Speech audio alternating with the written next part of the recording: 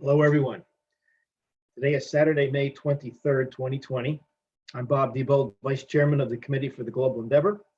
Today we continue with Phase 7 and our 38th webinar in our series of webinars on the topic, Comparing and Contrasting the True Teachings of Jesus with the Traditional Tenets and Practices of Organized Institutional Christianity. This is topic 8 in the study guide called Revelation Revealed. Neil Waldrop is the author and also the chairman of the committee. I'm turning the webinar over to Neil now. Neil. Thank you, Bob. It is a great pleasure to be with you and with our other participants. I have treasured this opportunity to participate in this very interesting series of discussions. Frankly, I think the quality of our material is mainly an attribute of the quality of insights that our panelists have contributed, and I consider it a privilege to do this. Now, for the sake of viewers who may not have been following our series, I should specify that it is predominantly based on my document, Revelation Revealed, that I wrote in the middle of 2016.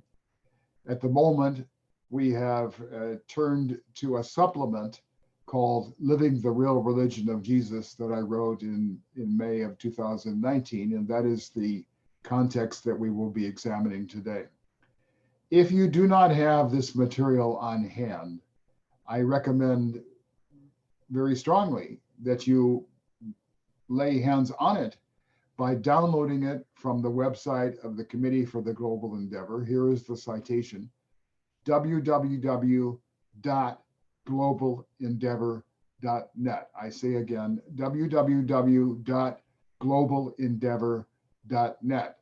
And in that citation, the idea global endeavor is treated as if it were one word without any space or punctuation in the middle. Now, as a practical matter, as I mentioned, we will be concentrating on the second of those two documents, namely my essay, Living the Real Religion of Jesus. Both of these documents are available on the homepage that I just gave you. If you want to do the simplest thing that will be the most effective for today, it would be sufficient to download the document, Living the Real Religion of Jesus. Now, because of the way that this service is constructed, you do not have the opportunity to ask us questions as we are going along. Therefore, we offer you the opportunity, if you wish, of sending us in one or more questions by email. If you wish to do that, you would use the email address that is identified at the bottom of the homepage of the website that I identified for you.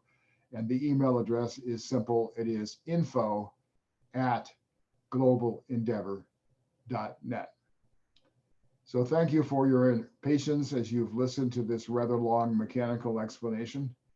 I am certain that my colleagues are very tired of hearing it, but I ask them to remain patient because we do not know whether new viewers may come on stream and whether or not they will need the explanation.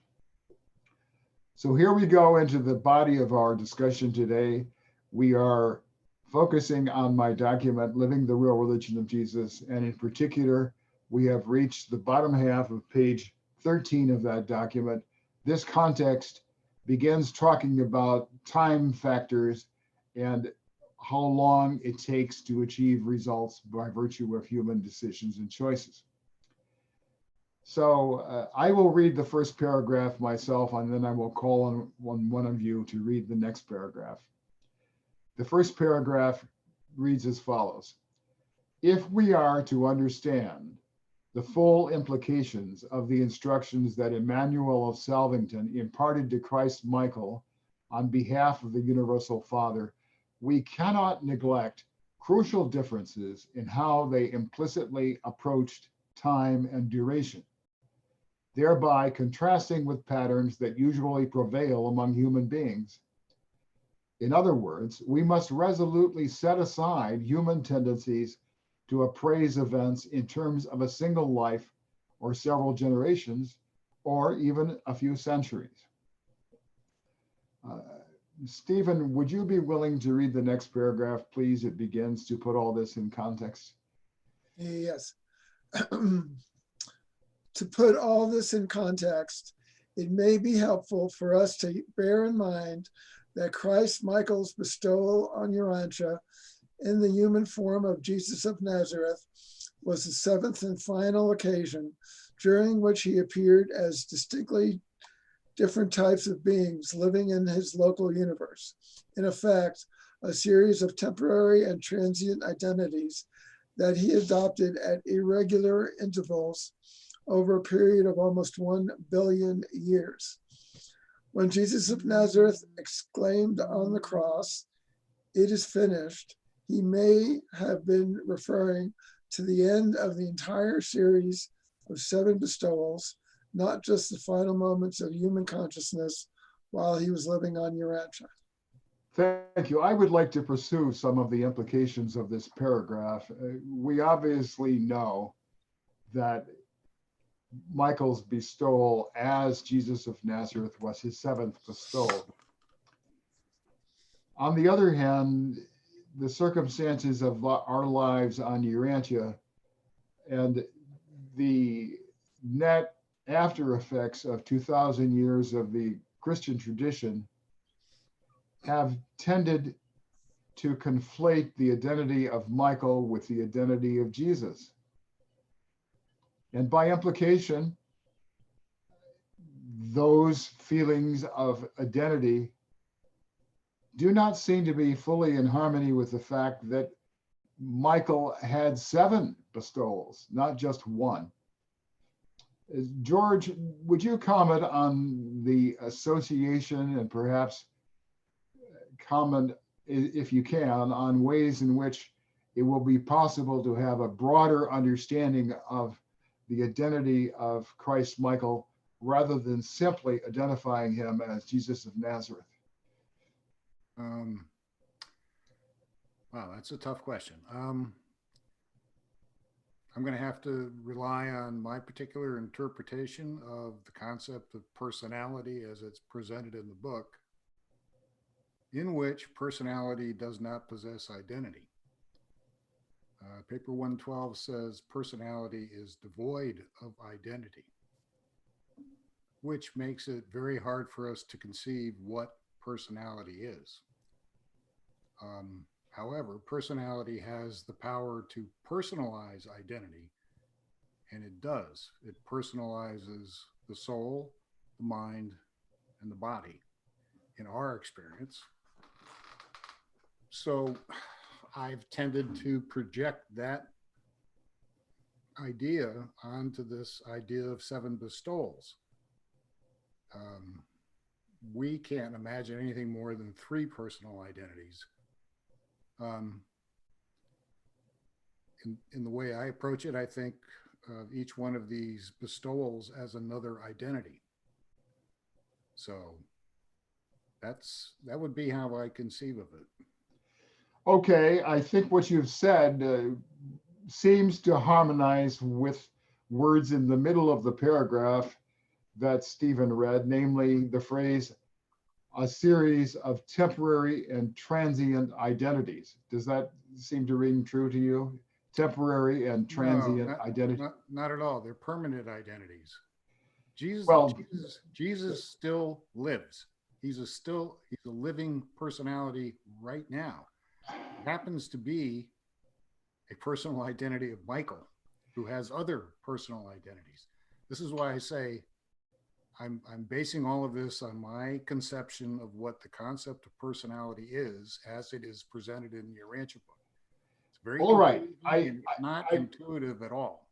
I will go back to the initial statement you made when you began answering the question, namely that this is a difficult question. And I concur with that. I think that we have implicitly the intersection of personality with permanent identity, with transient identity. It is clear that Jesus of Nazareth was a temporary expression of Michael during his bestowal. And whether you associate that I have to disagree. He was not a temporary manifestation. He's a permanent manifestation of the personality of Michael in the identity of Jesus. Michael has his own he had his own identity from paradise. That's right. And so it's not this whole idea. That's why I say it's confusing. It's not a temporary identity. It's not. Okay. I think though, if you allow me to push you just a little bit farther, the personality that we can correctly, or in my opinion, accurately associate with Michael of Nebadon is his personality as a Michael son, a paradise son of the Order of Michael. Are you with me so far? No, because he's added personal identities. That's like saying, Neil, you are only, your intellectual identity is temporary. Your spiritual identity is permanent. Okay, but you in fact, your intellectual identity will survive in your soul. So, you know, the vestige of my intellectual identity is part of the outcome that the soul represents, my decisions and so on, counterparted by the adjuster. I see Stephen wishing to jump in here, and I think that George, you and I ought to allow that. Go ahead. Could somebody define identity, or George, could you define identity as you're using the word? Sure, they define it for us. They say any energy system can have identity. And that's why personality is devoid of identity, because personality is not an energy. It's not a spiritual energy, a mindful energy, or a material energy. So identity, personal identity can be associated with energy, but the energy is not the personality. And that's, like I said, this is, I spent quite a lot of time trying to work this concept out, and this is where I've wound up. But I have to admit that not very many people have agreed with where I have wound up, which may be part of the reason why we're having this difficulty. Well, it is a difficult and rather delicate question, and I appreciate your willingness to lay out your views. We are in the process of exchanging views on the basis of pluralism and diversity, and you are certainly one of the valued resources in that regard. May I ask you a question? Would you say that a horse or a dog has an identity? Yes. Okay. But no personality. Identity, not a personality for sure. Identity can be associated with a living entity, not just with a human being. Right. Any living energy system. Okay. Andre, in addition to whatever, Marvin, be patient. I want to call on Andre first. I will get around to you. Andre, in addition to any reflection that you may derive based on what George has said or Stephen has said, I would ask you to grab onto an even more delicate issue as to the relative relationship in the overall being of Christ Michael of Nebadon, of his 7 bestowals. Do we have any reason to believe that his bestowal as Jesus of Nazareth is more important to him now than his other 6 bestowals? I would not draw that conclusion that he would value any less the other 6 bestowals. In fact, you know, if we were to make that kind of human egoic assumption, we might assume that the 6th bestowal was the most important, because the authors themselves say that this was one of the most remarkable bestowals, notwithstanding his 7th bestowal on Urantia. In other words, we have something to look forward to in the study of these other bestowals eventually, as we ascend forward towards Salvington and even to Uversa, where he had his 5th bestowal. Those will be studies we will undertake with relish, and probably experience insights as valuable from studying each of those bestowals as we have garnered from what we are studying now in the seventh bestowal and what we will surely learn in our after course in the next life and subsequent lives as our own capacity for insight expands. Thank you. That's very interesting and a point that I am happy to agree with. Naturally, we have a wide range of views among the participants, and I have to commend each of you for being innovative and original. Marvin, your turn. And in addition to whatever insights that inspired you to wave your hand a bit earlier, I would ask you to evaluate yes or no, partly or only very slightly, the assertion, quote, Michael equals Jesus. And of course, you can evaluate the equal sign however you wish. I'm hoping that you will not quite accept exactly that. Go ahead.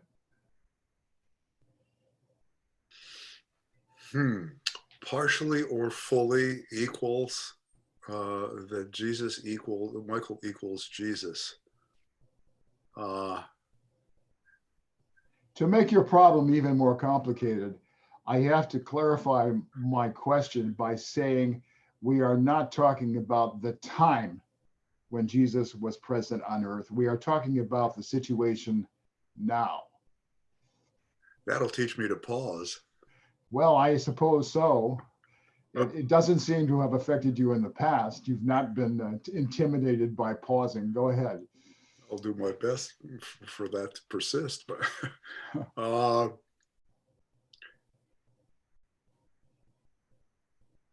so if I'm understanding your question, I want to talk to George's issue of identity and the use of the term, but I'll hold that for a sec.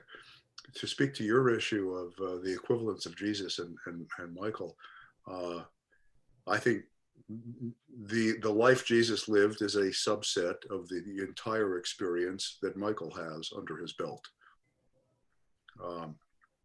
So it's not the same as Michael. It's part and parcel of Michael's current functioning identity. And maybe there's a marriage between George's questions and the question you're asking. I also have looked really carefully at the use of the term identity, especially in the paper on personality survival, but throughout the text. And I'm not sure if I've come up with the same places, in the same place as you have, George. Possibly not, because there's a lot of nuance here. But my sense of and this is very related to your question, I think, Neil. My best equivalent understanding of how they use the term identity is for it to be not quite synonymous, but close to synonymous with the term functioning.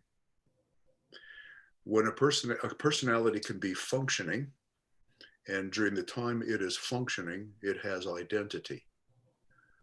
At different points in time, it may have variations on identity, but it has identity. So it may have, parsing words, it may have different identities, but identity is part and parcel with the functioning of personality. One of the things they say is that in the interim between death and resurrection, the human being does not have identity. The person is not a functioning identity. Upon resumption of consciousness, repersonalization, that personality, that individual human being resumes identity or resumes functioning. They say that the adjuster continues to have identity of the partnership. The adjuster continues to function in that interim period, but the mortal presence does not have functional identity. So for me, identity is inseparable with the term functioning. The elements of personality, body, mind, soul, in a configuration that's unique, can be in stasis, not functioning, and therefore does not have identity. And you're right, identity is inseparably associated with coursing energy or function within the configuration that is a person. So if you use if you go with that set of assumptions,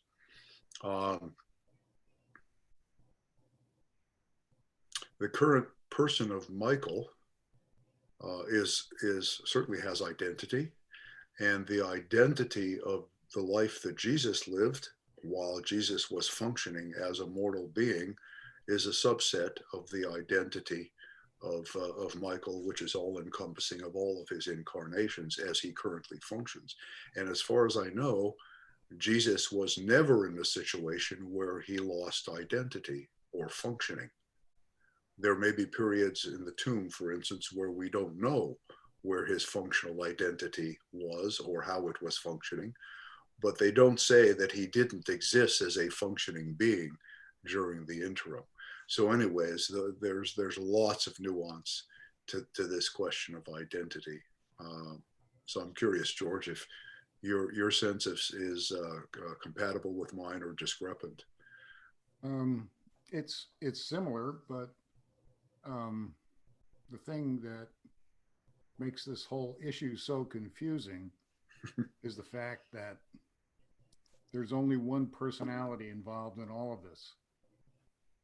Jesus and Michael are not separate personalities. Mm-hmm. It's the same personality, which is the mystery of the incarnation. So how does the same personality appear in the universe in association with different identities? The identity of Michael is not the identity of Jesus, and yet it's exactly the same personality. For the time that Jesus incarnated as Michael incarnated as Jesus, you would have to say as far as we can understand, his divine identity was, as you put it, in slumber or not functioning per se. Emmanuel said, "Don't worry about it. You're not going to be aware as a divine being, but I'm going to take care of everything. So don't worry about it. I've got your back." So, and it was only in that way that, with that assurance that Jesus could separate himself from his divine identity without, even if you were a son of God, you might get a little anxious about separating from your identity. I'm assuming that's part of the reason why Emmanuel went to such lengths to reassure Jesus not to worry. I agree, George, and was on the verge of mentioning that Emmanuel made a specific assertion that he would be careful to maintain that he would guarantee Michael's identity before he became fully conscious of his nature as a divine son. That's exactly. A paraphrase, but that is the substance of the guarantee. Right. I think I'd now like to turn to Bob. We have a rich variety of observations, and you may choose among them, but I would hope that in your remarks, either early or late, at some point, you would grab on to this earlier question that I posed and evaluate the statement, Michael equals Jesus, and give your reactions to that statement. Okay, thank you, Neil. I concur with where George is coming from. George has written 2 or 3 seminal documents on personality that I would encourage everyone to read. I think he's summarized them very well. Specifically, the difference between personality and identity is quite interesting. There's 2 very short passages that support that. One is in the foreword, section 5, paragraph 4. It says personality is superimposed by energy, and it is associated only with living energy systems, as George said. Identity can be associated with non-living energy patterns.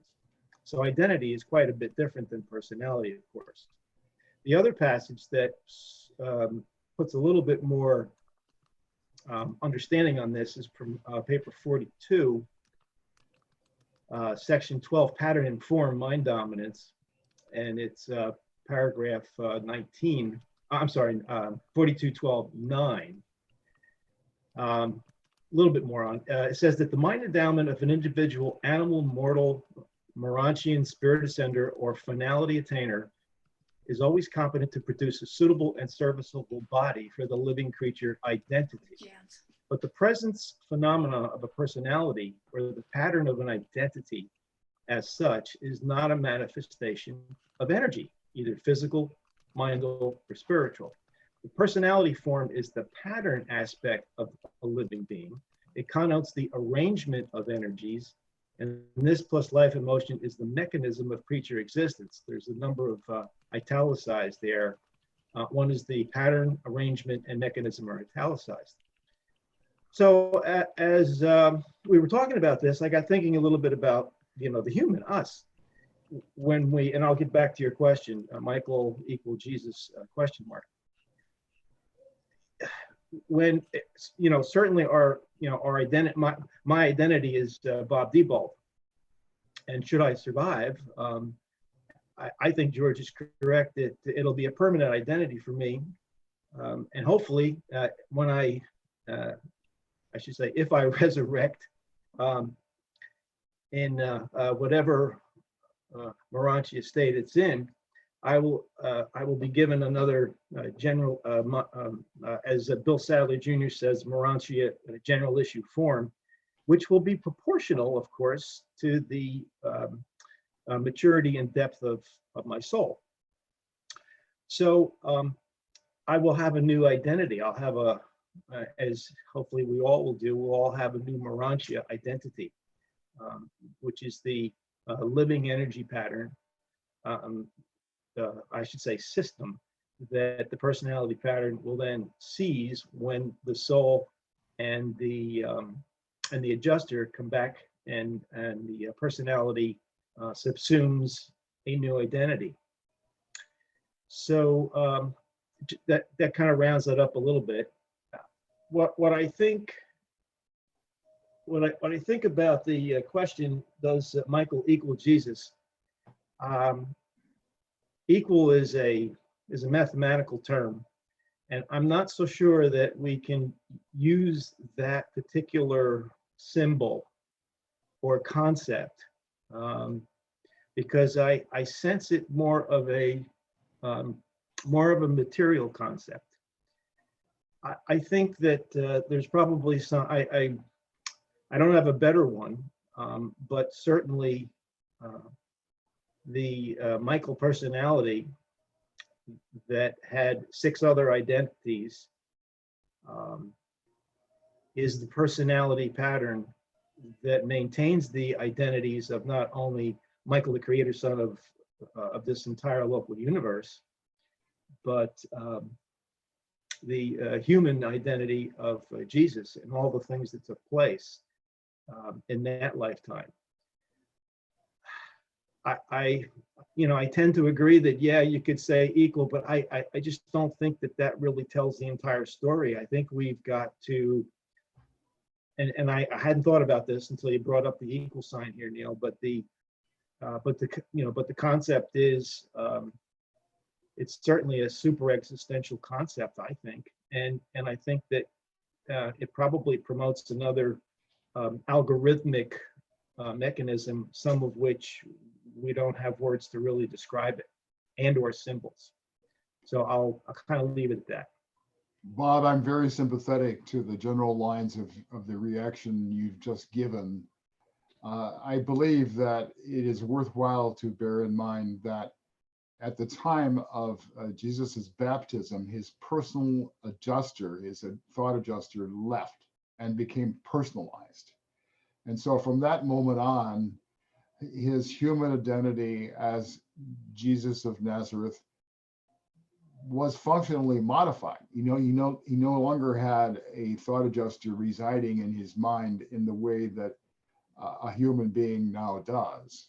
And so we have a very complicated situation. The overall situation of bestowal is described by the revelators as a spiritual mystery, a very special circumstance that they do not understand. I think it is mentioned at some point that this is a secret of Sonarrington, if I'm not mistaken. But in any event, we are trying to the best we can to distinguish the different experiences of Michael. I would like to go back to George and try on a thought with him. Is it reasonable to say that Michael, as he is now, encompasses and sums up all his experiences during all 7 of his bestowals?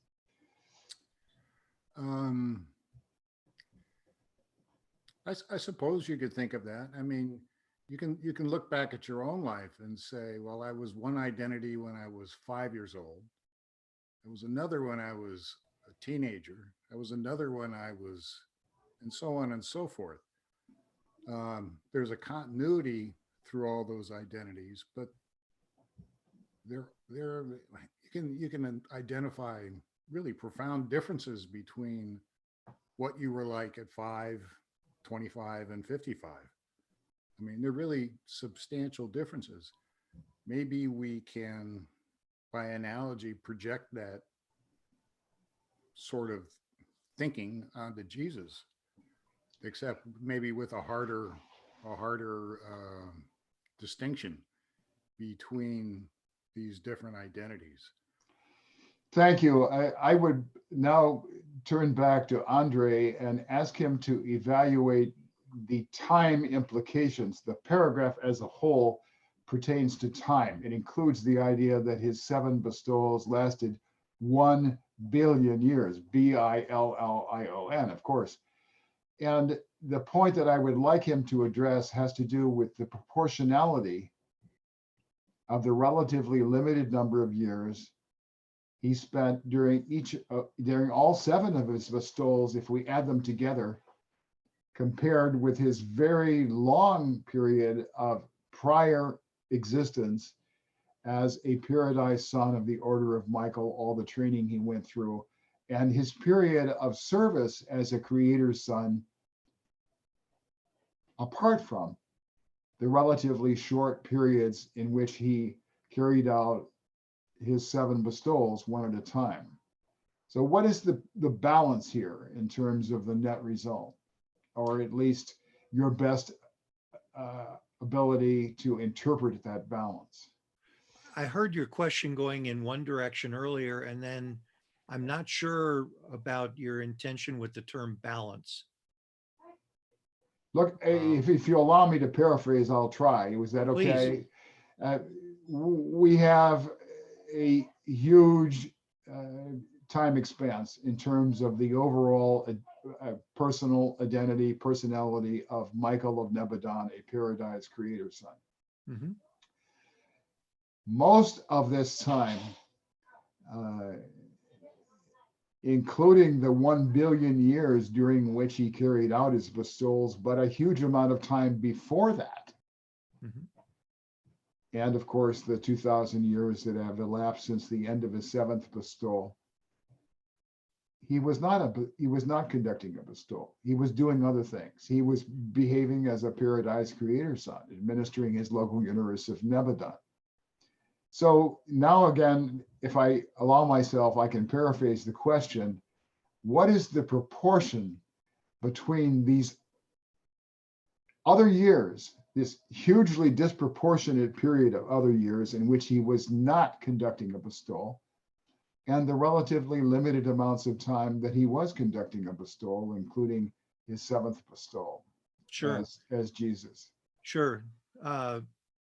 Well, it's rather remarkable when you think about it that way, because you have essentially, if we looked at a day in the life, of Michael of Nebadon from the standpoint of the creation of his local universe only, which is, we're told, just under 400 billion years, then we're talking about 1/400th of that time, which means the bestowal period was effectively probably close to, am I doing the math right, about 5 minutes, 6 minutes? Okay, in a day in the life, proportionately. That's putting things in perspective, isn't it? The other thing that's very interesting is to consider how much of his pre-Nebadon existence was spent in training as he descended through Havona. Do you suppose creator sons just skip through Havona? We're told that the first 7 worlds on the 4th circuit of Havona are creator son worlds. They have their colleges there, special colleges, and they spend time there. They spend time there educating the ascenders as they're going through that time. So you can't imagine that they are just dabbling there, and that's just 7 worlds out of that circuit. We don't know what all is involved in their education, but they surely learn a great deal about administration from observing any number of the billion eternals of days that are administering each of those Havona worlds. And it's occurred to me that probably, well, I'm going to go off on all kinds of tangents if I don't watch it, but consider the fact that in each local universe there are literally a billion local systems. No, sorry, in each super universe there are a billion local systems, and therefore each local universe having 10,000 local systems may be patterning those after 10,000 Havona worlds, picking and choosing. Each creator son may have their specific preference for which of those billion worlds they use to pattern their local systems after. And that may not be exactly the way it occurs, but it seems to be coincident that there are a billion local systems in the super universe and a billion Havona worlds. And what else would they be patterning their worlds after and their local systems? So in any event, how much time is involved in study for a creator son to be going through just Havona? Not to mention then, what of his paradise career, his timeless paradise career, even though he has an inception, he hasn't existed from eternity, or has he? That's not been revealed to us exactly what the nature of the creation, or however creator sons are brought into being. When did that occur? So given all of that, it's a very tiny period. And then when you look at the period of each bestowal, the longest bestowal was his 4th bestowal, which was only 200 years on Urantia, 40 standard years, right? So drop in the bucket, all of these drops in the bucket in eternity. Enough from me. Thanks. Thank you, Marv. I'm sorry. Thank you, Andre. I'm about ready to call on Marvin, so that's why his name. Well, we're kind of interchangeable, Well, I wouldn't quite say that. I mean, after all, you live in a state in which the pronunciation Colorado is intuitive, and his state is pronounced unintuitively, I would say. But I'm just functioning as the Marvin identity versus the Andre identity. Yes, indeed. But I would now turn to you and ask you to comment on the significance of the fact that after Michael's bestowal as Jesus, he accepted the designation and maintains the designation as the planetary prince of Urantia. Now, does that have a major significance in terms of his personality or his identity? We're using these words in very difficult ways, but I would ask you to comment on the significance of this title, Planetary Prince of Urantia. Interesting. In relation to it, I would simply say, well, one thing I would say is that to my recollection, Christ Michael has always delegated that. There's always been a vicegerent planetary prince, yes, acting in his name and in his stead. Yes. So while he is officially the planetary prince, functionally, he hasn't been. other than in a sense of oversight. But that doesn't mean that he won't at some future time function much more fully as the planetary prince in that role. I think it's very significant. You know, I don't remember there being any other titles associated with his previous bestowals, sort of that would parallel this situation. And I also think, if you'll permit me, Neil, to make an observation as to whether this last bestowal was significant in some special way in relation to the other bestowals. I think there are some significances. There are probably significances that are special, unique to each of the bestowals. But this last one was significant in a number of ways. Number one, it was at the very lowest level of spiritual existence. That's, I think, quite significant. So the discrepancies between Jesus' nature as a mortal being, as a human being and a physical being, an animal being on a material world, and his divine nature as a creator son was never greater in any of the previous bestowals. This was the greatest discrepancy in nature that he bridged. Number one. Number two, it was his last bestowal, and it was in that sense, the culminating bestowal in a process that encompassed all seven. So in that sense, it was special and unique as well. And Jesus,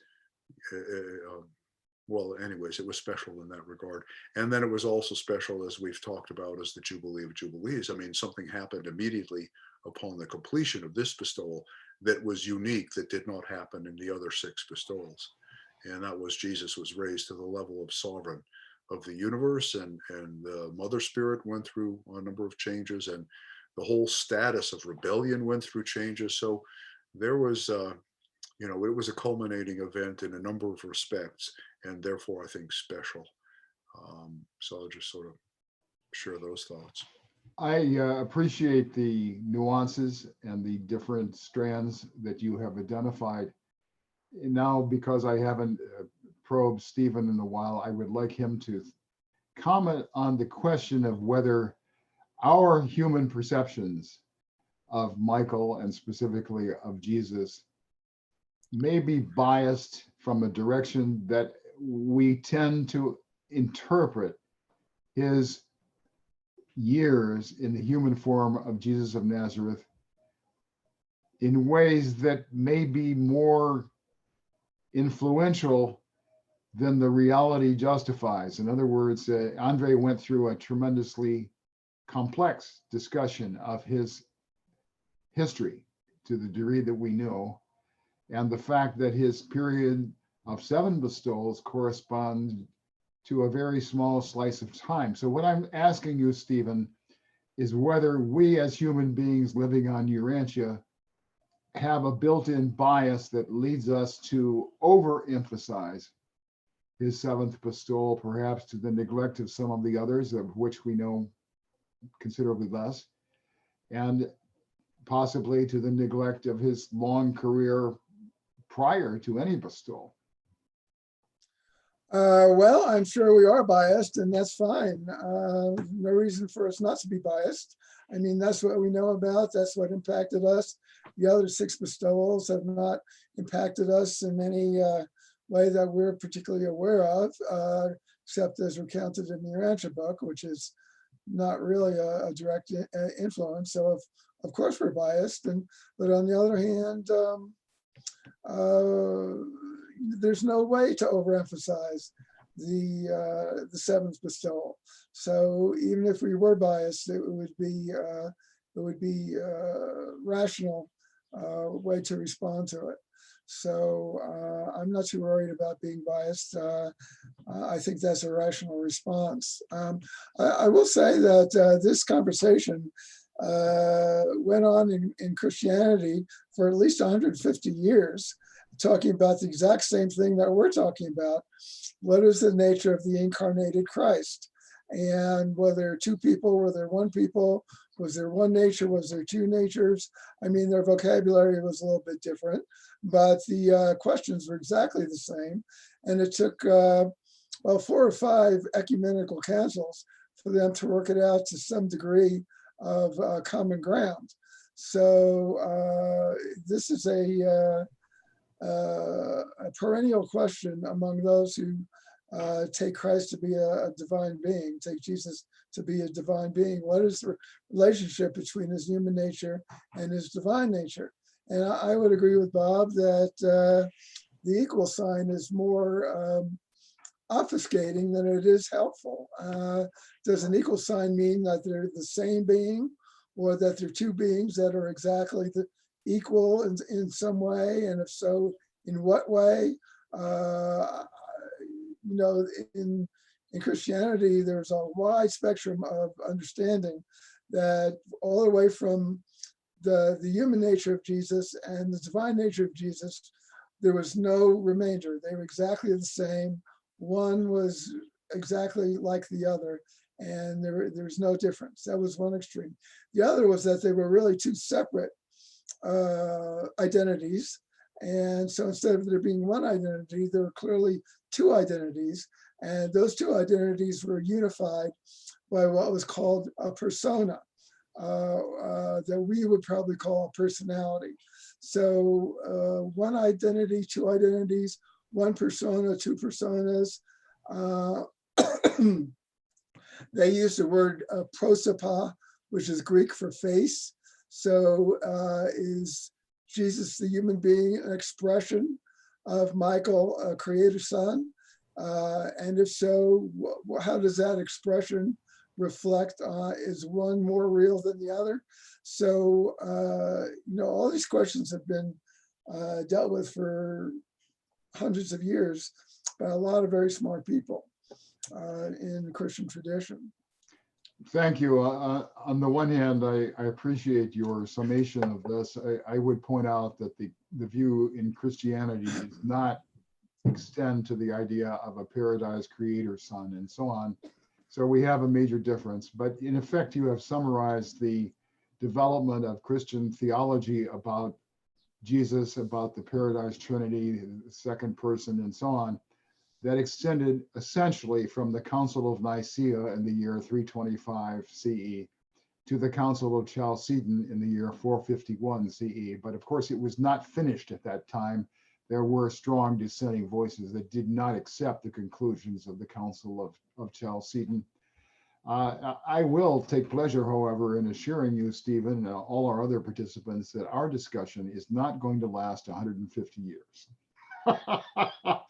We are going to move on to the next paragraph.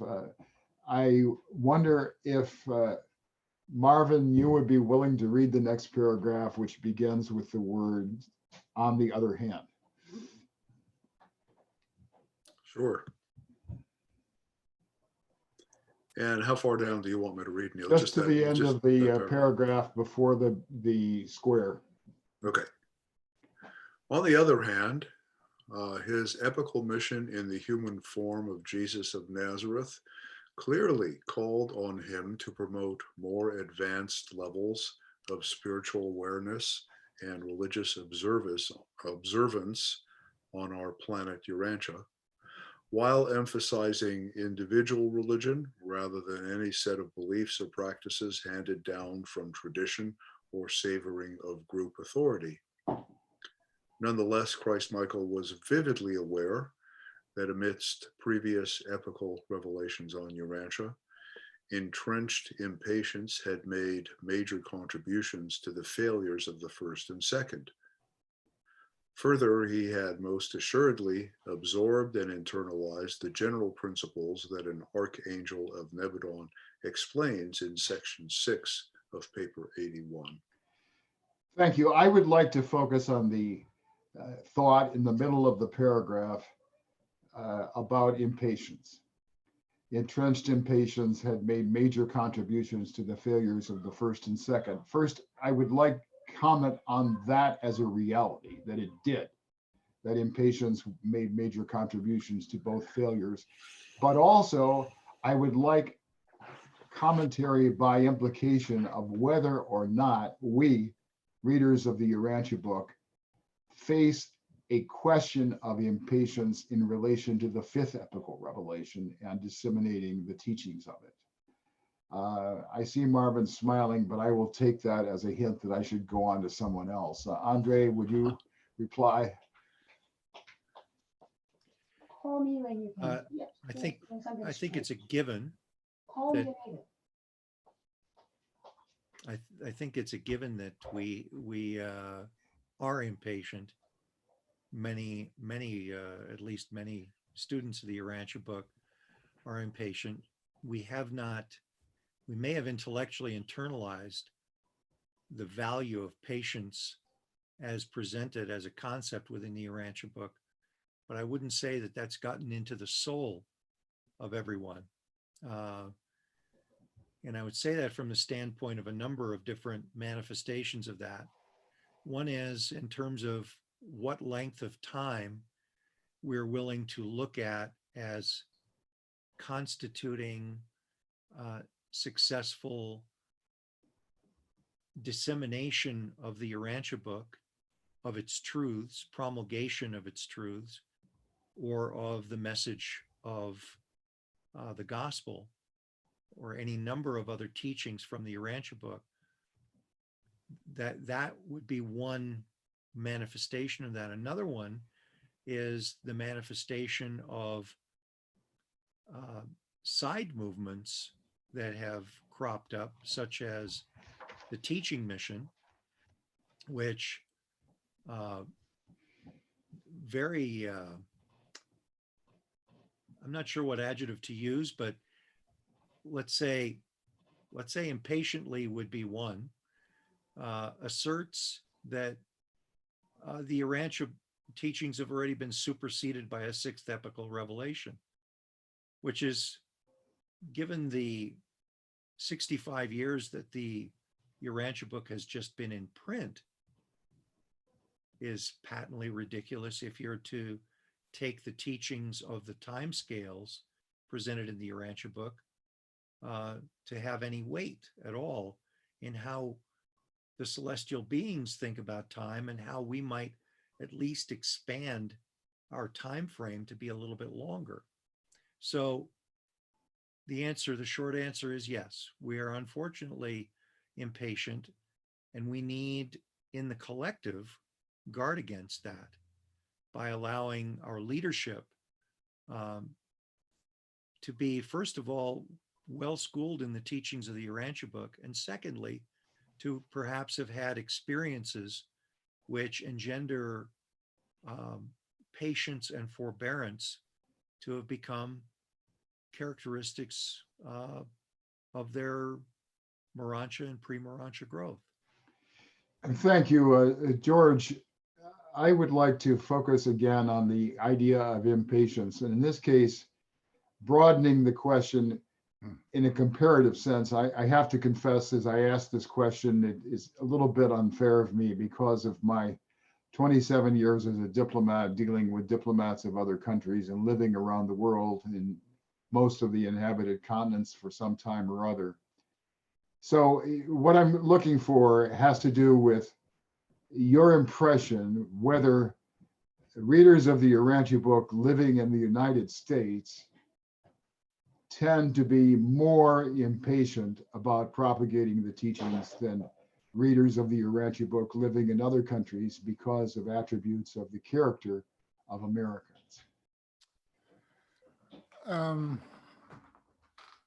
Well, so you're really asking a question about the American character. I'm asking whether the American character has made readers of the Urantia book living in the United States more impatient about propagating the teachings than is the case of readers living in other countries. Perhaps, but it's a characteristic in my mind of Americans to be somewhat more optimistic about things than other parts of the world. I don't know if anyone agrees with me, but I think Americans are by and large kind of optimistic about things. We haven't been through, 2,000 years of internal wars like the Europeans, who have kind of lost their optimism, I think. So yes, we're impatient. Yes, I think we're slightly more optimistic. But I think a deficiency, another deficiency, is if we need another one. Another deficiency is I haven't ever sensed that as a community we have a clear idea of what we mean exactly by disseminating or propagating the teachings. I mean, I remember a story originally where when it was at the meeting where Sadler told everybody, okay, the book is done, it's certified. Immediately, everybody wanted to run out and publish as many copies as they could and hand them out to everybody they met on the street. And in many ways, it seems like that same attitude is still present.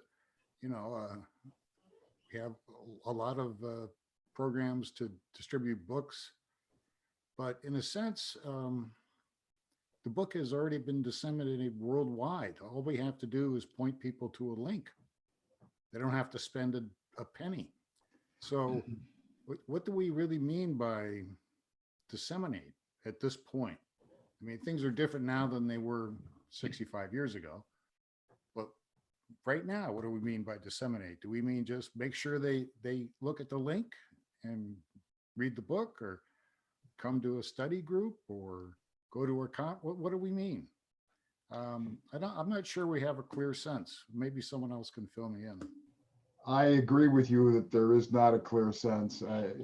Marvin, once again, I will get to you after I call on someone else. I agree with George that there is an optimism in the American character. Sometimes has been described as the can-do attitude. And that's very positive. We have, as Americans, a tendency to believe that if a problem arises, we can solve it. Can do. But the difficulty arises if one adds a third word to that expression and turns it into can do now. And so I would like to ask Bob to comment on the difference between those two versions of the statement can do and can do now, and whether the second version indeed amounts to impatience. Okay. Before that, let me put some context on this word patience. A mighty messenger in paper 118 has a great statement about patience. He says, patience is exercised by those mortals whose time units are short. True maturity transcends patience by a forbearance born of real understanding. The second part of that sentence is really important because it talks about understanding both the past and what the future may actually hold. I always see a time unit as something that is a mind construct. I've always felt because of the uncertainty principle and Planck's constant that that the present really doesn't exist. The past and the future butt up against each other in this grand universe. And these time units, we see it in children. They have short time units. They're impatient, meaning that they have short time units. They need to do something now. I see that so often with the grandchildren. At 5.5, it's a 5.5-year-old has more patience, not much, but more patience than a 2.5-year-old. And as the human gets older, when we get to these ages of our gray hair and no hair, we've got a lot of the past to be able to add to our time units. I see time units as being a function of not only the past, but being able to project into the future, at least equal to what we know of the past. And as we study history and on understanding, again, what the mighty messenger said, patience born of a forbearance, born of real understanding, understanding that some things are going to have to go through a particular phase, for example. So, patience is an interesting term, and time units is something that every time I talk to somebody about a time unit, they scratch their head and think, what is that? It's only this fifth epochal revelation, I think, that really came up with that term, and it's a very good one. So to get to your question, I'm sorry, Neil, would you please state the question again? Two versions, can do and can do now, and whether Okay. the second one implicitly conveys impatience. Well, sure. It's obvious. If I can do it, I'm going to do it in the future. If I have a forbearance, and it might be very, very wise to be able to hold something off to the future, knowing that there's going to be a context that's going to change. So going back to the 5.5 and 2.5-year-olds that I see pretty much on a daily basis, the 2.5 wants to can do now. There is no holding that one back. But sometimes you can rationalize a little bit better with the 5.5-year-old because he's got a little bit more under his belt time-wise, so to speak. So yeah, I concur that it takes a little wisdom, but it also takes an understanding of what your time units are. Over. Thank you. I think that the question of immediacy is effectively the opposite of patience, and that there is an underlying difficulty in appraising how long things take, especially if we're talking about major changes. But now I will turn to Marvin. Neil, Yes. Neil, just one real quick thing about time.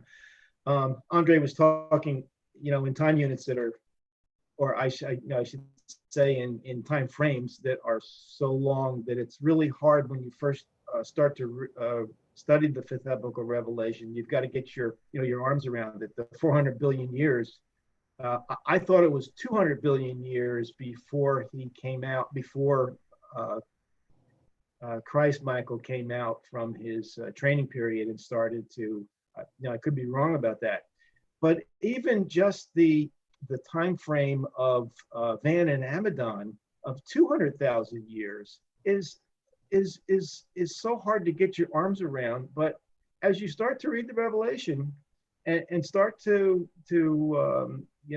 take appreciation for not only the size of the grand and master universe, but these enormous time frames, I think increases your own time unit somewhat, such that you've got a little bit more to call on. Thanks, Neil. I just wanted to throw that back out. Thank you. I would indeed now turn to Marvin, and in turning to him, I would point out that a certain group of human beings automatically has patience. A doctor automatically has patience. He simply walks out into the waiting room and he has plenty of patience. Now, Marvin, your turn. Thanks, Neil. Yeah, I want to focus on a couple of distinctions around patience.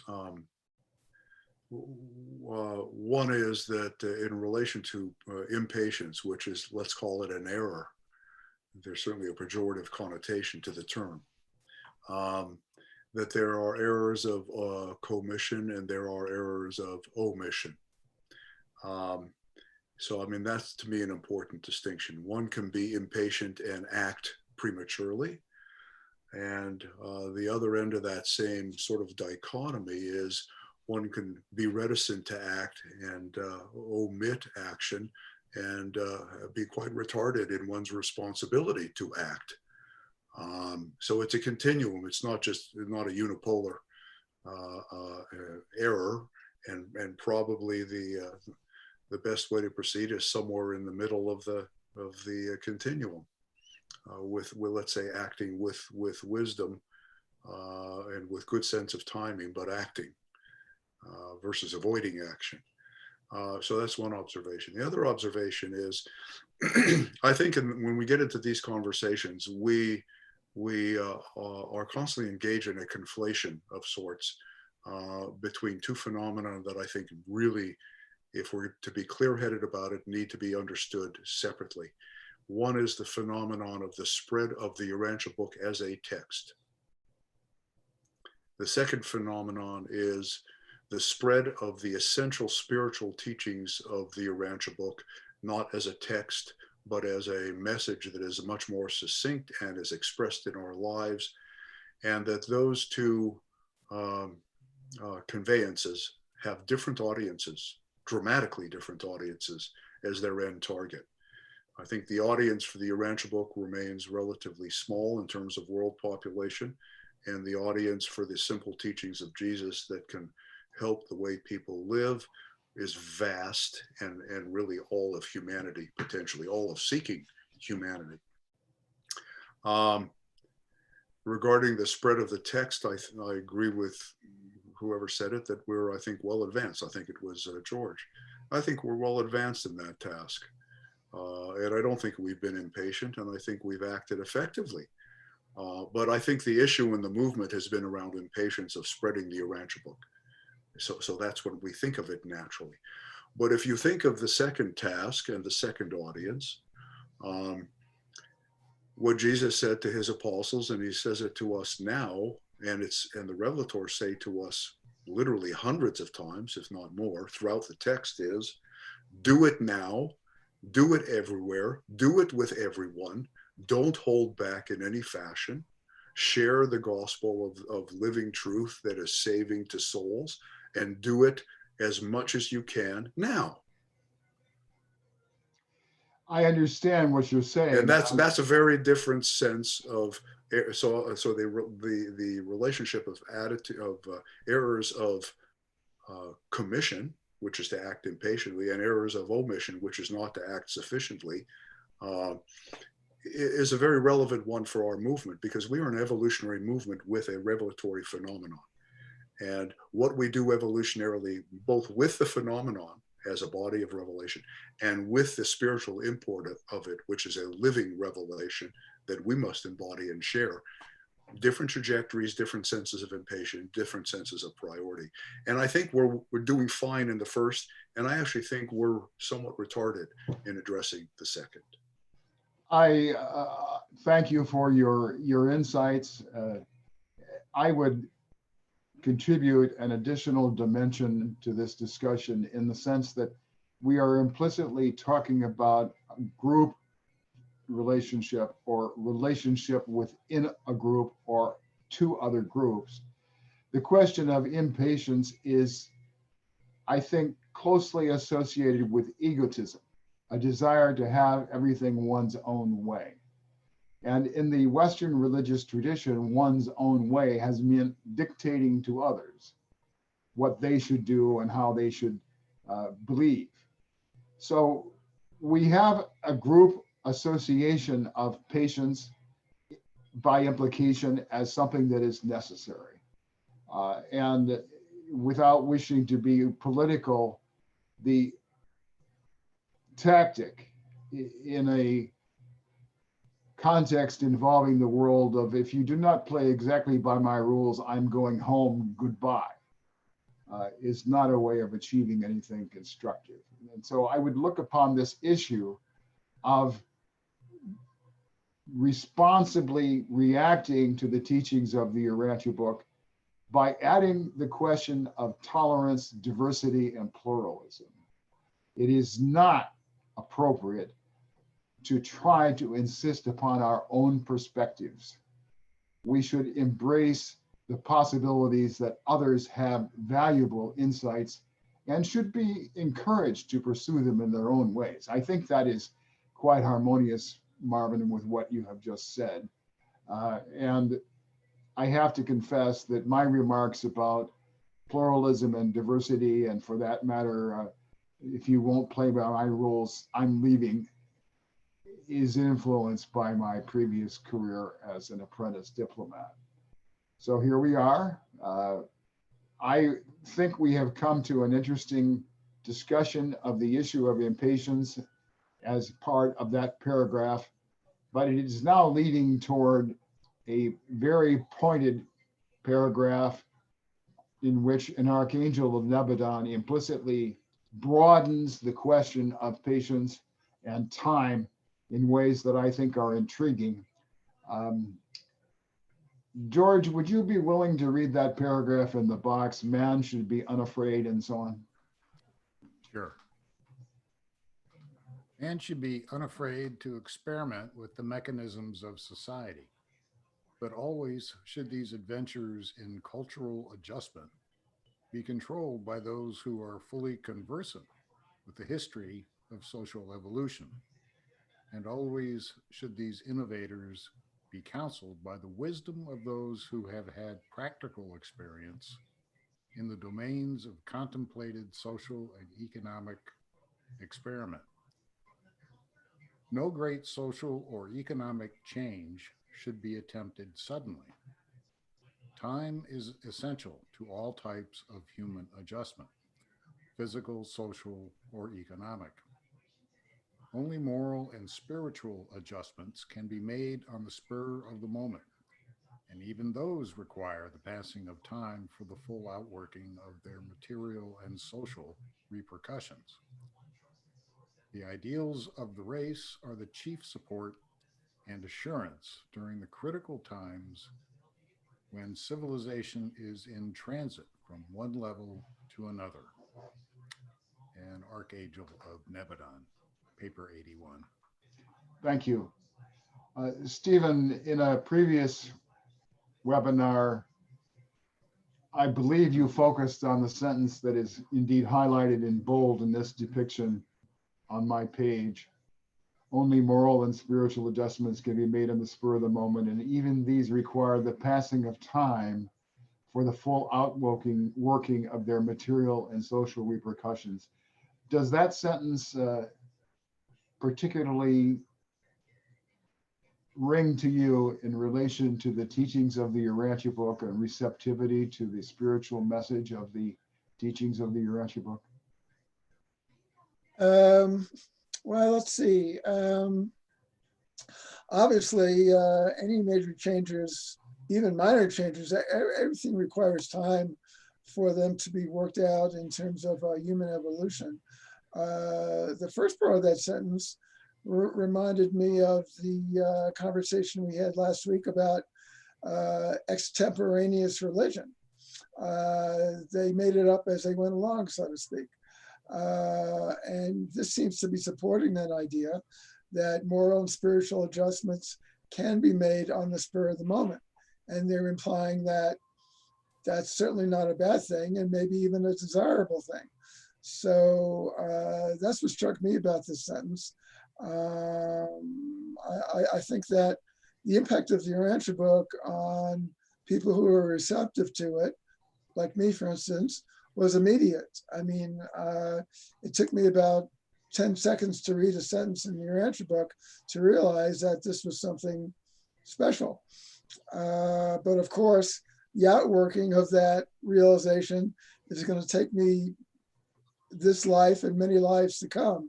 So there's an initial awakening, and then there's an outworking of that awakening. And that's true for individuals, and it's true for civilization as a whole.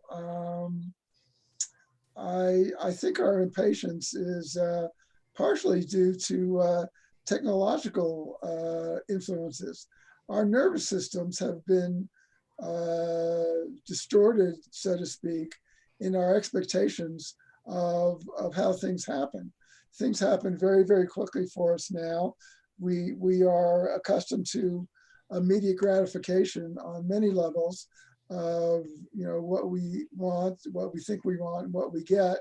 And if we don't get it right away, we lose patience. And I think impatience is a form of despair, really. And it's a disease. It's really a moral disease, that kind of impatience. It's a psychic weakness, really. Thank you, Bob. I would like to ask you to address aspects of this paragraph quoting from an Archangel of Nebadon that are broader than just spirituality, that are broader than just religion.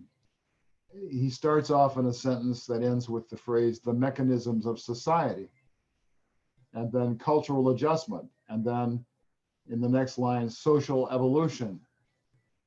So do you look at this paragraph of the archangels as predominantly associated with the general progress of society and civilization, or also addressing the development of spirituality and religion?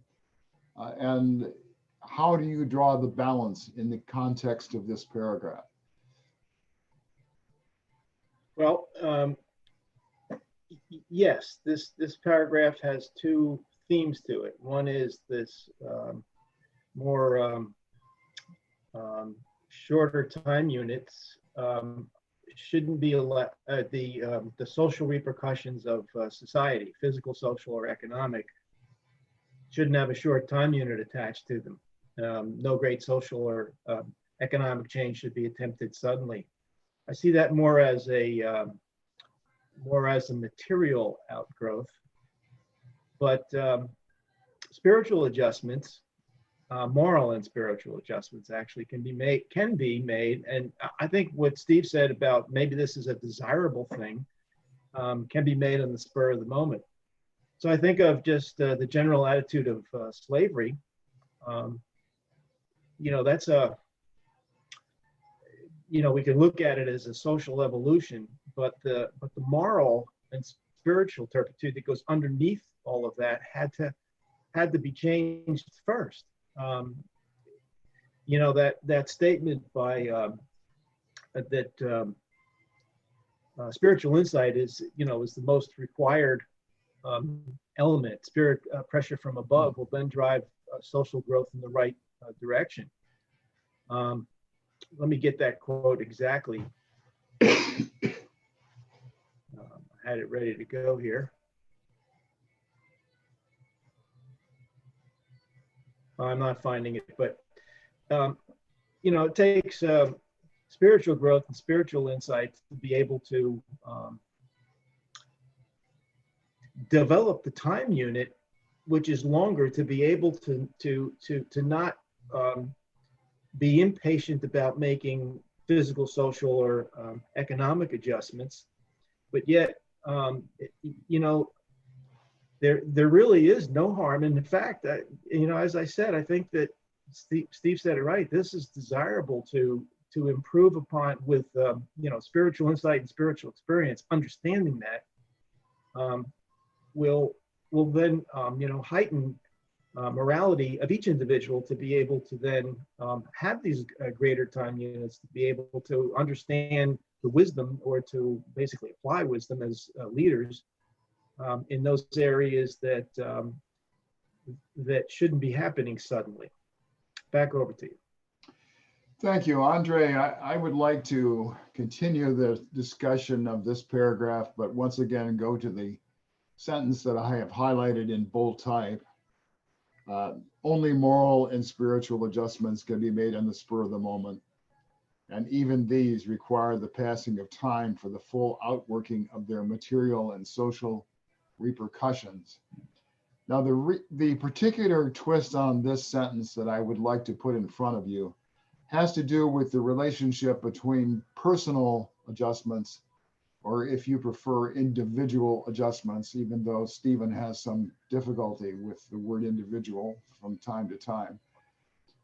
Personal or individual adjustments of a moral and spiritual character, as opposed to group adjustments on the moral and spiritual level. Is the archangel talking about moral and spiritual adjustments on the part of a given human being, a person, as an individual adjustment? Or is this a more broad statement that likewise pertains to groups of believers? Now, when we get to the end of the sentence, we have material and social repercussions, which seems to me to be directed toward the welfare or the circumstances of a group. But I'm effectively asking you to parse this sentence in terms of the individual or personal implications as opposed to the collective or group implications. It's an excellent question. And as we were discussing this, that was actually occurring to me as we were going forward as having very, very different implications.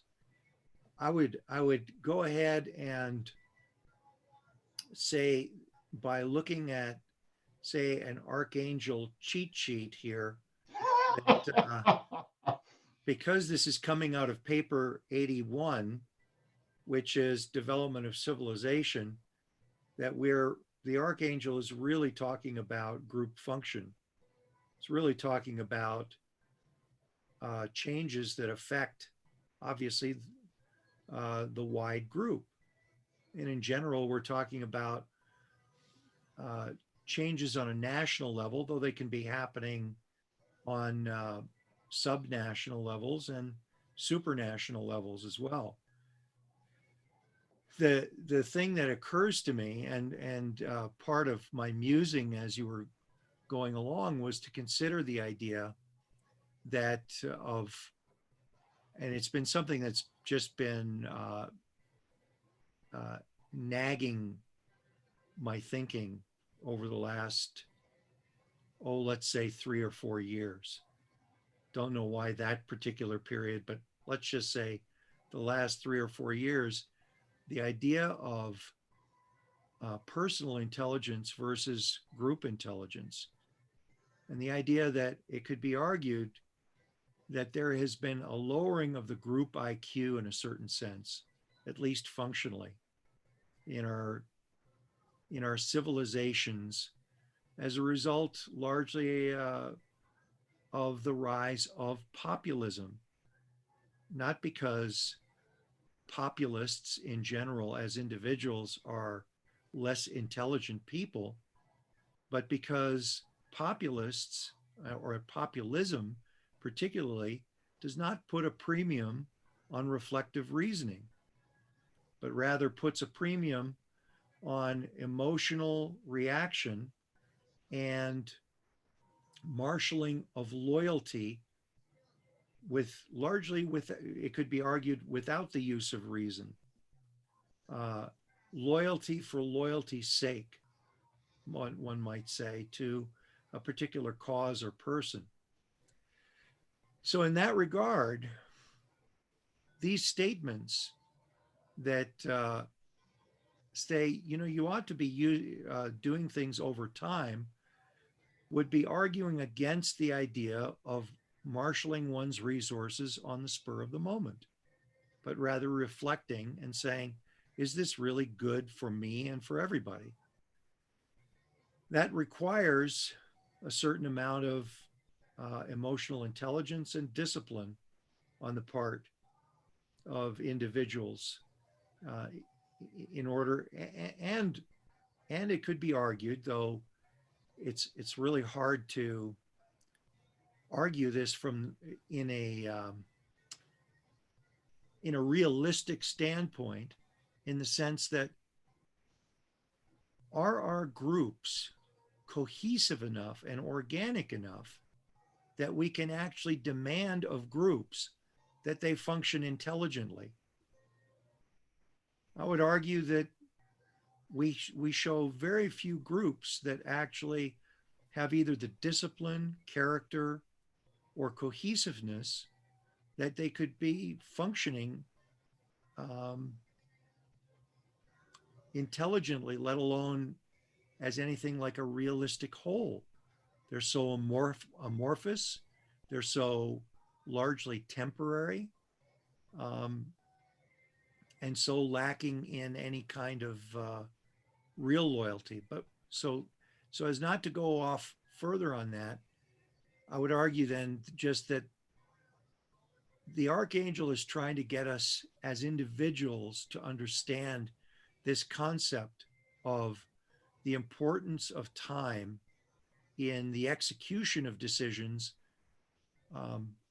in order to allow for a process to occur in order to maybe bring more people on board with the idea that any group they become a part of should also have this as a value. And thank you. Excuse me, George, I would like to ask an even broader question. It is predicated in part on a perception that I think most of us share, that there has been a divisiveness in the culture of the Western world and possibly the world as a whole for the last 100 years, whereby civil society and observance of religion or spiritual views have largely diverged, at least in the common view of many people living in civil society, so that the perception, one that I do not fully share, of course, is that civil society and religion or spirituality are entirely separate domains and should not intermingle. Whereas in my opinion, I hope you share this, what we have is a unity of human experience that extends through all of these domains. The idea of a cosmic evolution of society and civilization encompasses spirituality and religion, along with everything else. Now, is that a conclusion that seems to harmonize with this quotation from the Archangel of Nebuchadnezzar? Well, I have to go back and read the quotation. I've sort of lost track here. Let's see. Well, I guess you could stretch it to make it fit. It doesn't seem to really extend to a cosmic scope, such as you're suggesting, but I suppose you could reasonably extend it to that limit. Well, just to help you a little bit, in his first sentence, he talks about the mechanisms of society, and then in the middle, great social or economic change, and then moral and spiritual adjustment. So it seems to me that those elements encompass different strands of human life that include all aspects, that include religion and spirituality, as well as everything else. Yes, yeah, of course. Of course. Now, and you mentioned the contrary view, which I think now is the majority view, which is that religion really has no formal place in civil society anymore in the West. It's tolerated, but that's it. In particular, Christianity is more often than not singled out by the civil governments of the West for special attention that is not received by other religions. So we live in challenging times, to say the least. I'm not sure what more I can add back to you. Okay, I think if I try to condense the question or condense the circumstances, what I am suggesting is that the need for time, the need for patience, the need for adjustments applies to all elements of human life, including religion, including social and economic change, including all other aspects of life. Is that a conclusion that you would agree with? Oh, certainly. I only have to look at my very slow progress in the spiritual domain to agree with every word of what you said. Well, you're being very modest. All right, I think we've had a good discussion of this paragraph from the Archangel. We will now make a transition into remarks of Jesus's that specifically emerge from his first discourse on true religion. So I will read the introductory statement in regular type, which is short. It states, "Therefore, when Jesus delivered his first discourse on true religion, he did not hesitate to blend in candid predictions." Marvin, would you be willing to read those two paragraphs beginning with the words "until the races"?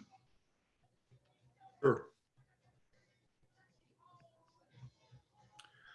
Until the races become highly intelligent and more fully civilized, I'm thinking of Andre's comments about deep reflection, highly intelligent and more fully civilized, there will persist many of those childlike and superstitious ceremonies which are so characteristic of the evolutionary religious practices of primitive and backward peoples. Until the human race progresses to the level of a higher and more general recognition of the realities of spiritual experience, large numbers of men and women will continue to show a personal preference for those religions of authority which require only intellectual assent, in contrast to the religion of the spirit, which entails active participation of mind and soul in the faith adventure of grappling with the rigorous realities of progressive human experience. The acceptance of the traditional religions of authority presents the easy way out for man's urge to seek satisfaction for the longings of his spiritual nature. The settled, crystallized, and established religions of authority afford a ready refuge to which the distracted and distraught soul of man may flee when harassed by fear and tormented by uncertainty. Such a religion requires of its devotees, as the price to be paid for its satisfactions and assurances, only a passive and purely intellectual assent. Paper 155, section 5, paragraphs 8 and 9. Thank you, Marvin.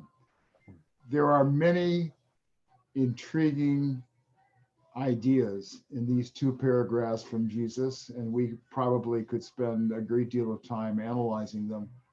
I will seek to highlight certain points and then ask for comments on them. I think the first phrase before the comma in the first line is worthy of discussion by itself. Until the races become highly intelligent and more fully civilized. Well, Jesus is saying that the races are not highly intelligent. At least they were not in his day. That's what he's saying. One cannot read his words any other way. He was also saying that the races were not fully civilized, or at least not as civilized as he would like them to be. Now, in these regards, does anyone believe that the situation has changed materially in the last 2,000 years? Have the races become highly intelligent? Have the races become more fully civilized than was the case in Jesus's day? Andre, you're smiling, and this time you're trapped because I will call on you. Well, I think I've already implied that by my prior statements, but let's look at one of the authors' statement about civilization, where they state, "We do not regard a society to have emerged from barbarism so long as one sex seeks to tyrannize against another." If we use just that one litmus test, that states quite unequivocally that we collectively all over the planet have not emerged from barbarism. Okay, so we're there. So I'll stand on that. What is the rest of the implication of what you'd like to get at? I'm in effect asking you to compare the reality of Jesus' statement and infer whether or not the reality of our day is any different. No, it isn't. We are the only, at least let's say this, in the collective it isn't. In the vanguard it is. And I'll say in the vanguard of society, there are individuals and small cohorts of individuals that are interested in the pursuit of truth in a way that has only happened largely on the individual level in the last 2,000 years. I would maintain that the Urantia revelation, the fifth epical revelation, has come about for two reasons. It is very popular among readers to talk about it as an emergency revelation, and therefore it has come about for that reason. But that's, in my view, an incomplete assessment of why it's here. It's also here because we can actually discuss these things. There was no potential for even discussing, for instance, as an example, something like evolution in the early 1800s, because the concept of evolution as embodied in a term only meant the unfurling of a sail. The concept of evolution developed over a few generations, culminating with Darwin and others, to be able to allow us then to talk about these other things. So there is a vanguard, fast forwarding to, the 30s, there was a vanguard that was slowly developing, that was interested in following the truth wherever it leads. As a collective, you had the Chautauqua movement that had come about in the United States, if not in other areas of the world, but at least in the United States. And now it could be argued that there are small collectives of individuals that are willing to follow the truth wherever it leads, largely as a result of having tried to find it in organized religion under these authoritarian or ecclesiastical religions, looked for it there, found it wanting, and had to look elsewhere in order to find it. And so that, I would argue, then is a difference. But in the collective, in the wide mass of humanity, we still find many, many people that are not motivated this way. Thank you. Bob, I would like to pursue a sub-element of this phrase, highly intelligent and more fully civilized, and ask you to associate the idea of highly intelligent, the idea of fully civilized, with the circulation of information that has become extremely prevalent in the last generation or two in what is sometimes called the information age, or possibly the computer age. Does the availability of information at a much greater level of depth and variety have a direct relationship to the question of highly intelligent races or fully civilized, or is it simply a category of reality that does not necessarily transform the races in terms of intelligence and civilization? Well, in answer to your question, I think that the ubiquitousness of information has created problems that we really haven't fully solved yet as a global society.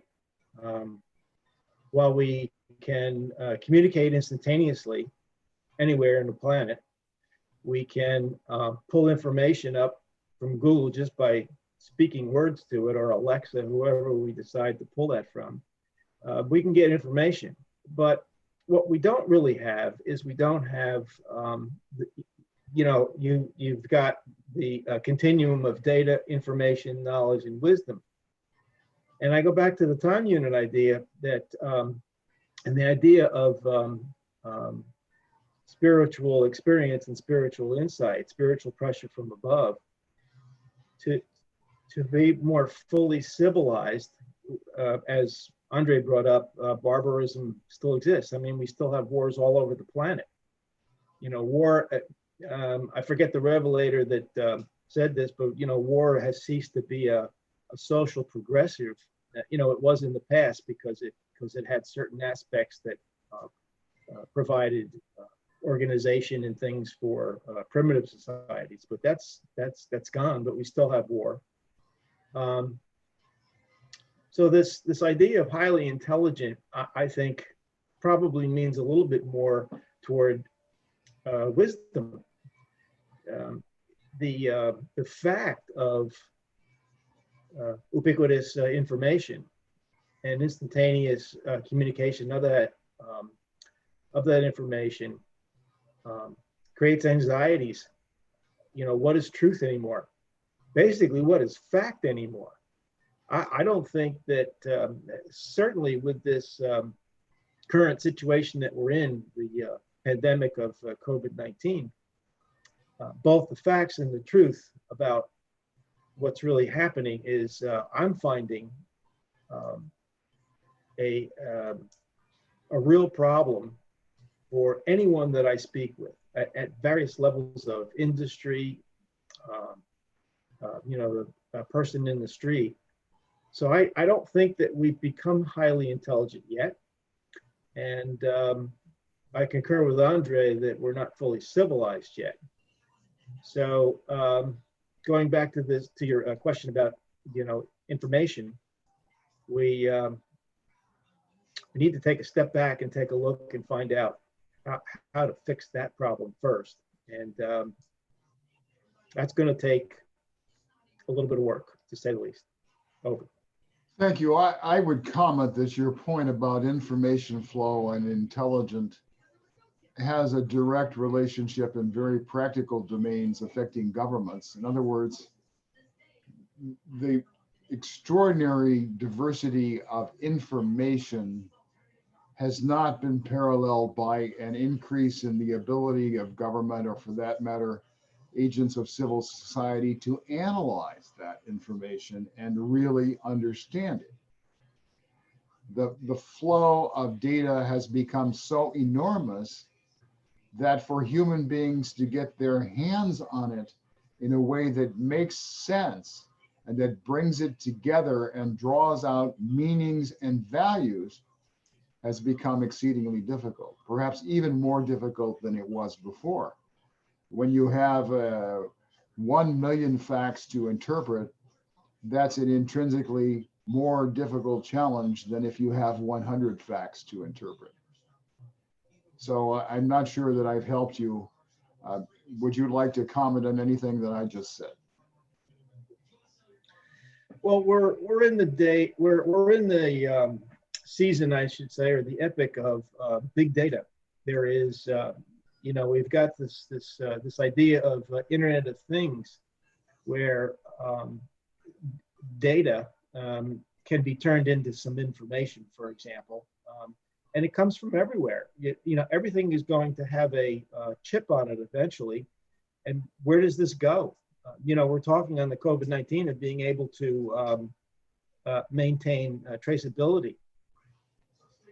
There's all kinds of civilized ethics that need to be addressed with all of that.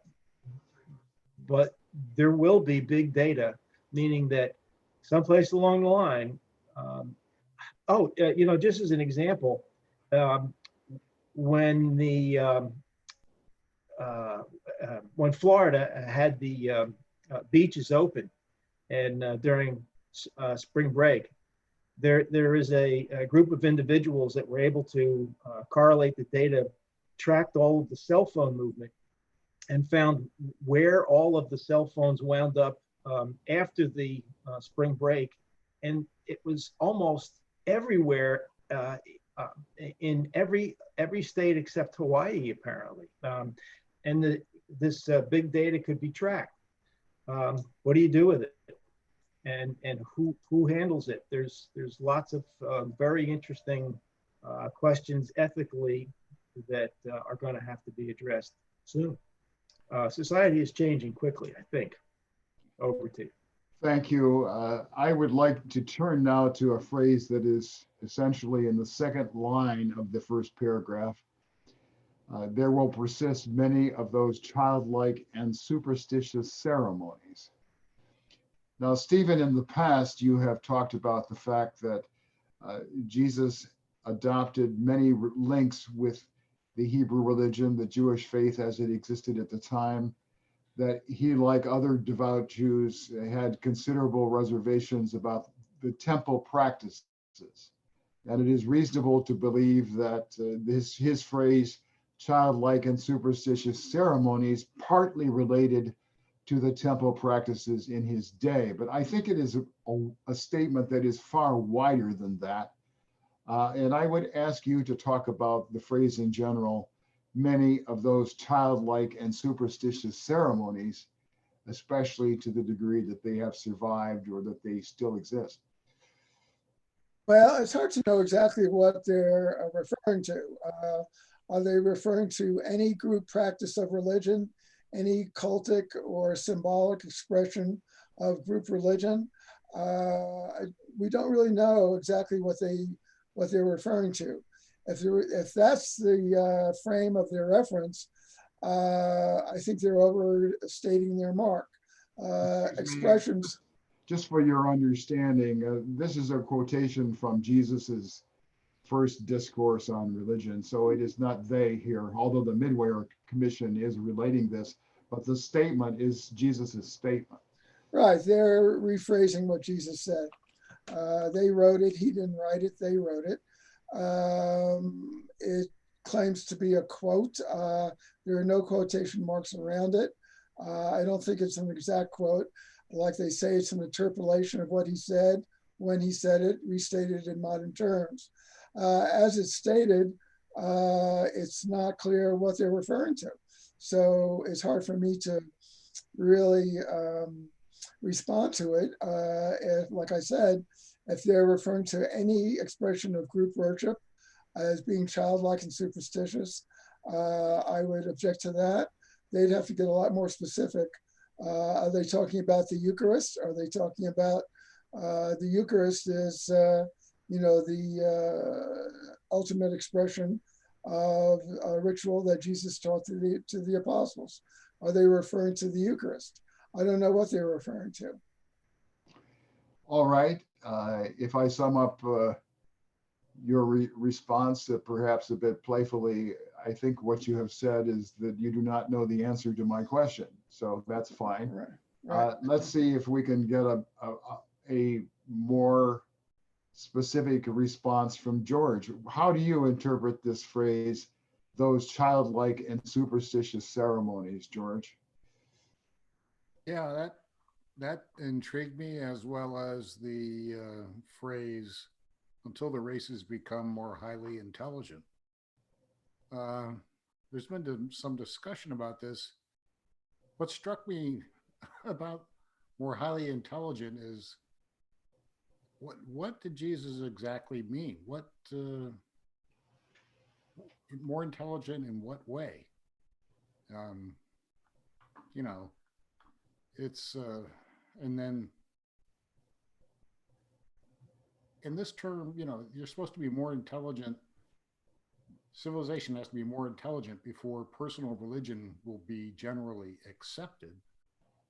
And it's juxtaposed against childlike and superstitious ceremonies characteristic of the religions of primitive and backward peoples. And we've covered this. But in this phrase, what highly intelligent means able to discern which beliefs in their religion are primitive superstitions or false ideas. To me, that's what this highly intelligent, that's the intent of the phrase, is that it's an ability to discern what's a primitive superstition or a false belief that's corrupting what is otherwise spiritually true in a religion. So how do you get rid of primitive superstitions? I believe we've been going through this process for almost 400 years now. It's the scientific attitude. Scientific knowledge about material causes and effects is what gets rid of superstition. In was it paper 81, an archangel pretty much states this outright. He says, science stabilizes philosophy through the elimination of error while it purifies religion by the destruction of superstition. So highly intelligent means, I think, Jesus said this 2,000 years ago. I think the unprecedented scientific developments over the last 3 or 4 centuries has brought us to a point now where superstition, many, if not most, superstitions have been debunked, destroyed, eliminated. So this is a really strange thought. It was a strange thought to me as I thought through this. And it's got to be strange to evolutionary religions, every single one of them, because they all dismiss science as being devoid of spiritual value. But Jesus does associate in this statement the general acceptance of personal religion with a general advance of the scientific attitude in civilization. And we've advanced pretty far over the last few centuries. And I think this correlation between the religious and scientific attitudes is supported by a statement that Melchizedek makes in, was it paper 101?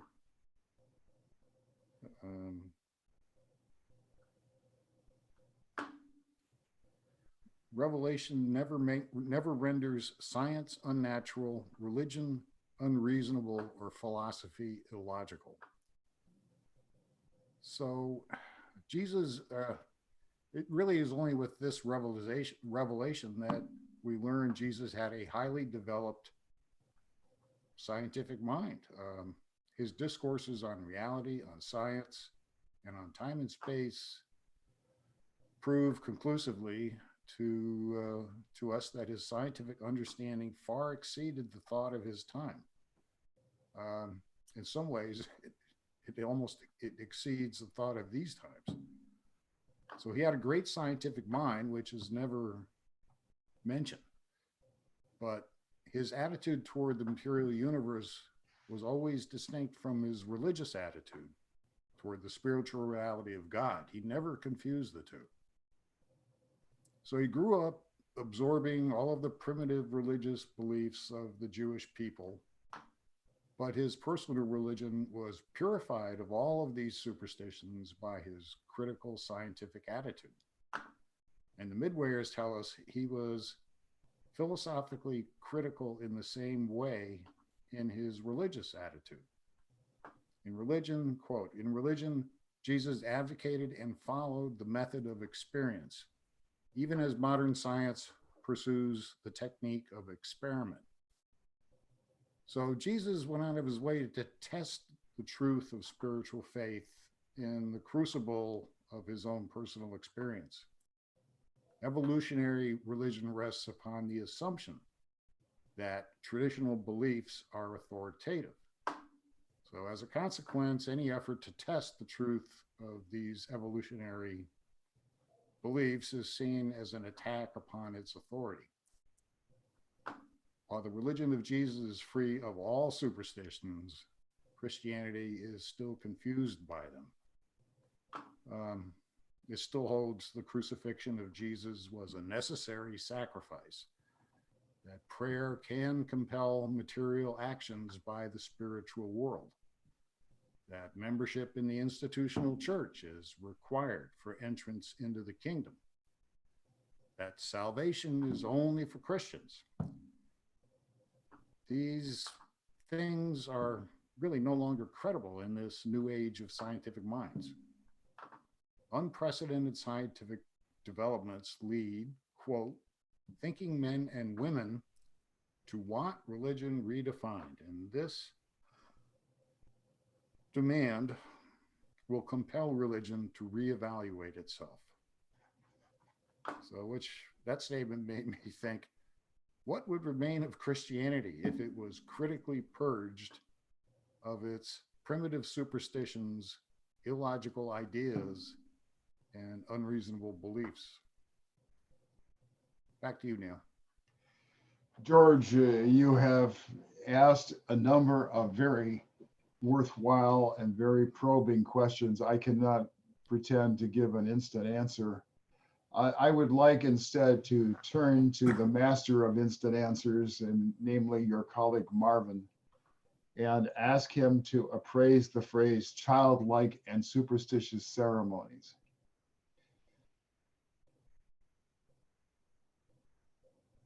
Well, I'll do my best with an instant answer. It's been interesting to listen to the interchange here. I mean, Jesus talked about three levels of religion. Primitive religion, which is, I think, what the reference to superstitious rituals is about. The second level he spoke about was the religions of authority and essentially limitedly intellectual function, primarily intellectualizations of religion. And the third level was a living spiritual experience in interaction with real spiritual realities, presences, where spirit energy flows from them into us and is shared among human beings. That's living religion. I actually think we in the Urantia movement are our greatest challenge and risk is in the middle area, over intellectualization, and too little of living religion, to be frank. I want to go back to the passage that you read, Neil, or that we were reading, where you had the bolded section. No, it says no, and this I think you italicize this. No great social or economic change should be attempted suddenly. No, Marvin, those italics are in the text. It is my bolding in the later sentence, but the italics in that sentence, no great social or economic change, are in the text. Well, that's interesting. So that's a heightened significance. And then they say time is essential to all types of human adjustment. And how they qualify that statement, human adjustment, is very interesting. Physical, social, or economic. So we're talking about institutions of society, science, social coordination on multiple levels, and economic. And then your bolded statement, only moral and spiritual adjustments can be made on the spur of the moment. And even these require the passing of time for the full outworking of their material and social repercussions. And then you pose the interesting question of, are we in different times than Jesus in terms of the primitive institutions that he's referencing in the first level? And my reaction is decidedly yes. We are in very different times. We've had 2,000 years of ubiquitous adjuster function. They say if the adjusters were removed, we would quickly drift back to more primitive levels of function, which I think were in existence just preliminary to Jesus' advent. So I think we're in a very different era. And they describe this era rather interestingly. I think I can find it. Give me just a sec. They use this passage. They say, and this was as of the 30s, Urantia is now quivering on the very brink of one of its most amazing and enthralling epics of social readjustment, moral quickening, and spiritual enlightenment. So I think the conditions extant today are really very different. There are some similarities. I think the religions of authority, the religions of the mind have become the primary expression, at least in first world culture. I think in third world culture, you still have some of the more primitive expressions. But the living religion of Jesus, where real spiritual forces are moving through us, is rare still. But what's different, I think, witnessed by that statement about quivering on the brink, is I think more and more and more people are really restless and hungry and needy for that third level of religion, for genuine spiritual connectivity, a way to live differently in association with spirit. And the hours now striking, they say. These are conditions that are ripe. They're ripe with spiritual hunger and need. And the existing religions are not providing it to the degree that is being sought. And so I think we have a tremendous opportunity. But I think it's important to think about those two different trajectories of our mission. You know, the Urantia book addresses all of these really large institutional, sociological, political, economic issues, all of them really. And the change required on those levels will be slow and evolutionary. It will take a long time for this revelation to have its impact societally in these broad ways. The need for the gospel of Jesus, as it's restated, re-expressed in this revelation, is immediate and widespread. And I think that may move more quickly as they describe in that distinction between the slower evolution of societal institutions and sometimes often rapid developments in spiritual upstepping or spiritual inspiration. Thank you, Marvin. I would like to move to a different portion of the first paragraph, specifically more or less in the middle of the paragraph. Jesus declares large numbers of men and women will continue to show a personal preference for those religions of authority which require only intellectual assent. Mm-hmm. So my question goes to Andre. Jesus is stating will continue. In your view, does his statement will continue still apply now, 2,000 years later? Yes, So can you elaborate on that? I can. Yes.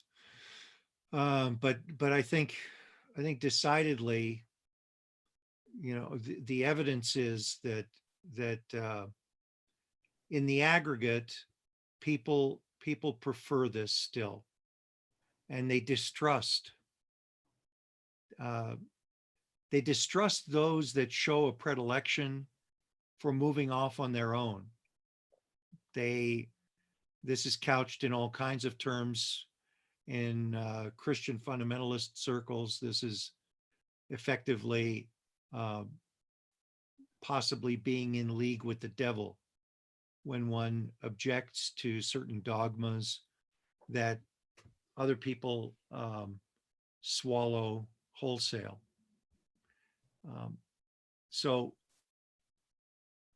But I still hold that there's a growing vanguard, and this would be in alignment with some of what Marvin is talking about. I think there are more and more people that are looking for this, but they're not in sufficient numbers. It's a subcritical mass socially, and therefore they function in pockets and can't really garner any kind of social force that might present as a viable alternative to those that have to, that in their own thinking require social sanction to be applied to a particular movement before they can consider it as something that should be adopted in their life. Many people find it difficult to adopt forward-thinking and independent spiritual attitudes without there being a lot of other people to go with it. In fact, it's one of the great laments of the Urantia movement that we've taken 65 years and we have no appreciable socialization of religion in our movement yet, even though these things take a long time to coalesce and a lot of discipline on the part of people where there is no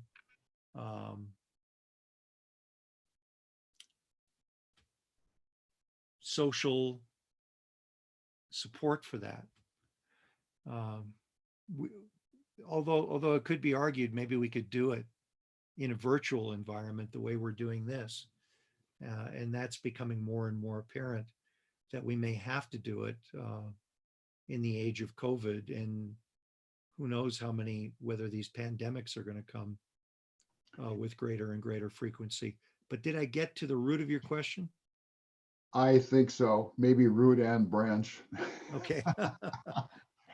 I would, all right, good. I was going to ask whether anyone else wanted to comment on this particular portion of the paragraph.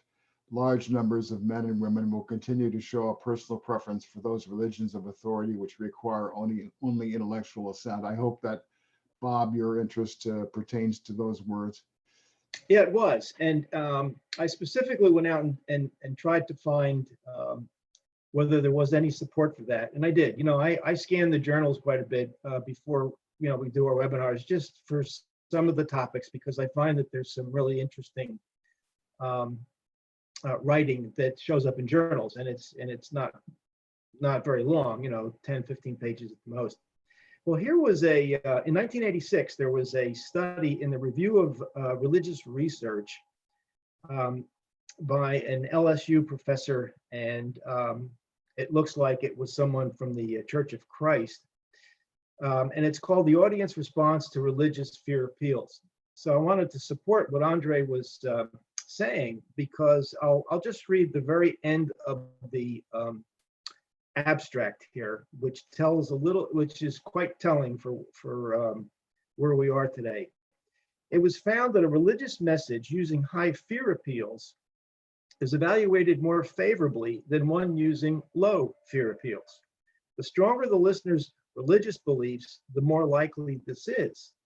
Highly religious subjects also were more socially conservative.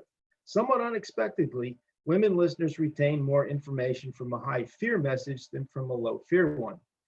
So apparently, at least in 1986, I don't think things have changed as much. And I concur with what you said, Andre, about where we are as a society today, and the propensity to still, based on this study, and it was pretty extensive, by the way, and it is peer reviewed, by the way, that this is still the message that seems to ring true. So just wanted to throw that out, and it's a pretty interesting article if you go through the entire article.